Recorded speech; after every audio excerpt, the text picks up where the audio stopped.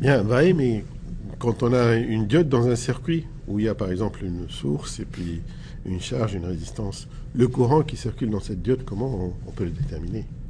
Donc, essayons de prendre un exemple simple. Mhm.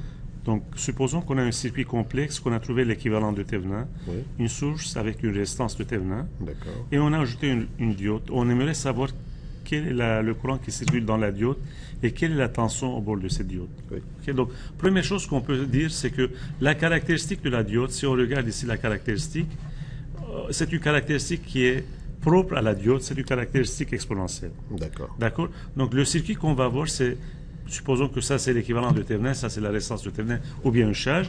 Donc, on s'intéresse à savoir c'est quoi le courant qui circule dans la diode avec la tension. D'accord. Donc, si on applique la loi de Kirchhoff dans cette maille, on va trouver une équation qui représente l'équation de droite statique. D'accord. Et si on dessine cette équation, on va avoir cette droite-là. Donc, cette droite, qui est une caractéristique de ce courant, plus la caractéristique intrinsèque de la diode, l'intersection va nous donner exactement le courant qui circule dans la diode et la tension qui existe au bord de la diode. D'accord. Donc on a affaire à la caractéristique initiale ou caractéristique intrinsèque de la diode qui est en forme exponentielle. Exact. Et dans ce circuit, on a la droite de charge que tu as appelée, qui est propre au circuit lui-même. Et l'intersection nous donnera le point de fonctionnement. Oui. Le point de fonctionnement, n'oublions pas qu'en pratique, on parle de 0,7 volts, mais ça c'est une approximation. La vraie tension qu'on va mesurer ici, c'est la tension, l'intersection qui va nous donner la vraie tension au bord de la diode. D'accord. Mhm. Donc ça c'est, normalement on ajoute un Q ici pour dire, en anglais c'est quotient point, donc c'est pour dire que c'est le point d'opération ou bien le point de polarisation, de fonctionnement. D'accord. D'accord. Plusieurs terminologies. Donc regardez ici, le point c'est la tension qui est appliquée et ce point-là c'est la tension divisée par la résistance. D'accord. Parfait. Bon. Bah, oui, là justement, ça ouvre une autre question. Cette caractéristique intrinsèque qui est sous forme exponentielle, est-ce qu'on ne peut pas la modéliser de manière plus simple pour pouvoir traiter ces problèmes-là? Radi, tu es toujours pratique. Hein? Donc, oui. un ingénieur, normalement, cherche à simplifier les choses, à faire des approximations pour aller plus vite dans son analyse. Donc, tu as raison, c'est que il y a un modèle réel et on peut créer des modèles qui sont linéaires. Oui. Ok, donc on va faire des approximations. Donc ici, on voit qu'il y a 3 approximations qu'on peut faire. La première, la deuxième et la troisième approximation. On va voir c'est quoi la différence de ces approximations. Donc, on commence par le modèle réel. Donc, c'est une forme qui est exponentielle. En polarisation directe ici, on a la forme exponentielle. En polarisation inverse, on va supposer qu'il n'y a pas de courant. Donc, oui. Ici, c'est passante, la diode est passante. De l'autre côté, c'est la diode est bloquante. Donc ici, si on regarde la caractéristique réelle, donc à partir de cette caractéristique réelle, on peut avoir un modèle qu'on appelle la troisième approximation, où c'est un modèle qui est non linéaire, mais quand même dans cette région-là, c'est un modèle qui est linéaire. Ici, c'est non linéaire parce que le courant ne passe pas, c'est bloquante. Donc la tension qu'on va mettre ici, c'est la tension forward en anglais.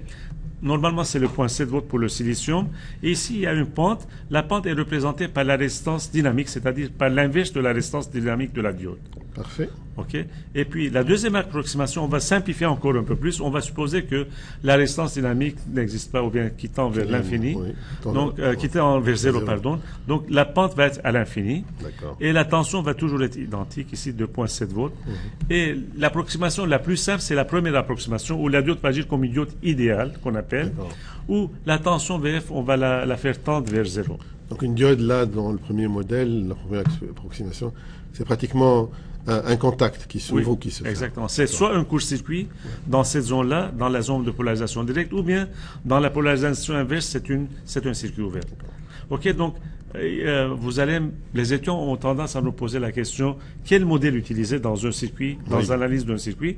Donc normalement, dans un examen, on va leur dire quoi utiliser, mais la plupart du temps, on doit soit utiliser la deuxième approximation ou bien la première approximation pour simplifier les choses. Mais si c'est pas précis, c'est à eux de juger en fonction des précisions qu'ils veulent obtenir, je pense, en fonction aussi du circuit. Oui, en plus, on a des simulateurs. Donc avec des simulateurs, on peut simuler, on peut avoir les réponses exactes. Donc ici, j'explique rapidement c'est quoi la définition de la résistance dynamique. La résistance dynamique, finalement, c'est la pente, ok, ou bien l'inverse de la pente. Ok, donc la résistance dynamique, c'est ici, c'est l'inverse de la pente, en fin de compte. La résistance dynamique, c'est la pente de la tension divisée par, disons, en fonction Le du courant. D'accord. Donc, si on fait l'analyse un peu plus poussée, on remarque que cette grandeur, la résistance dynamique, est dépendante d'une tension de 0,026 volts, divisée par un courant qu'on appelle le courant de polarisation.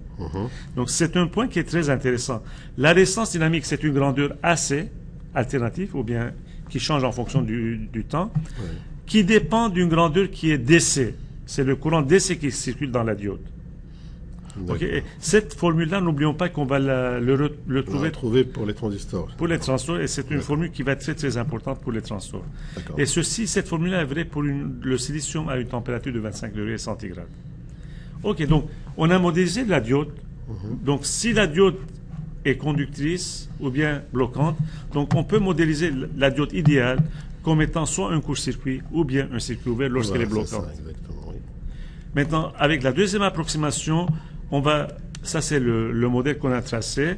Donc, la diode va être représentée par une source de tension de 0,7 volts ou bien par un circuit ouvert.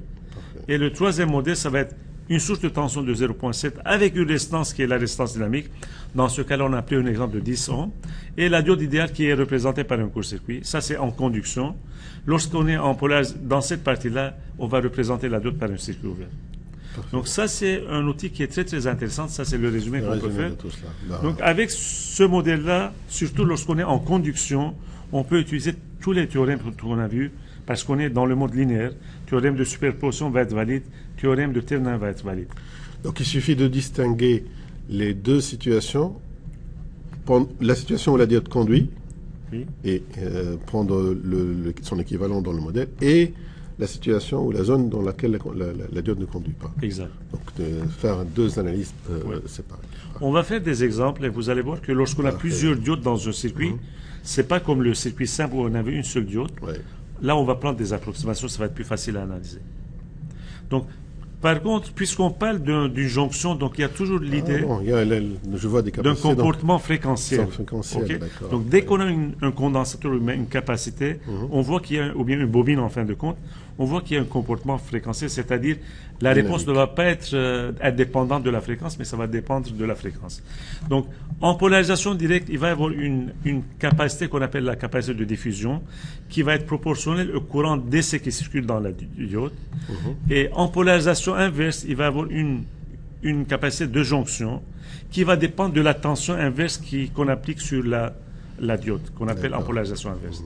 Donc, par exemple, la capacité de diffusion est proportionnelle à une constante qui dépend de plusieurs facteurs, par les impuretés, etc., multipliée par le courant DC qui circule dans la diode en polarisation directe. Et la capacité de la jonction, il y a encore une autre constante, et cette capacité est proportionnelle de la tension en inverse qu'on applique sur la diode. Parfait. Okay? Donc, il ne faut pas oublier qu'il y a toujours la diode a un comportement fréquentiel. Oui, justement. En basse fréquence, on ne s'en rend pas compte, mais si on monte en fréquence, ça va se manifester. Par exemple, si on prend une diode à jonction, si la diode fonctionne à 60 Hz, on remarque qu'à 5 kHz, ça ne va pas fonctionner comme on veut. C'est pour ça que Marlene demandait les caractéristiques fréquentielles de ces diodes. Exactement, parce que on voulait savoir comment va se comporter la diode lorsqu'on augmente la fréquence, par exemple. Donc, on a fini la troisième partie. Parfait. Donc, cette partie-là qui parlait de la modélisation. Parfait. Donc, on va passer à l'étape prochaine.